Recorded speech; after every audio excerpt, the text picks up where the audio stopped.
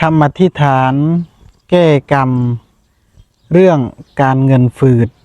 หากข้าพเจ้ามีวิบากกรรมใดที่ทำให้เกิดปัญหาเรื่องการเงินอย่างหนักหนามีหนี้มีสินไม่หมดสิ้นไม่สิ้นสุดบัดนี้ข้าพเจ้าได้รับผลที่เป็นทุกข์เหล่านี้แล้วข้าพเจ้าขอชดใช้แล้วข้าพเจ้าขอขมาต่อเจ้ากรรมนายเวรทั้งหลายขอให้เจ้ากรรมนายเวรทั้งหลายเหล่านั้น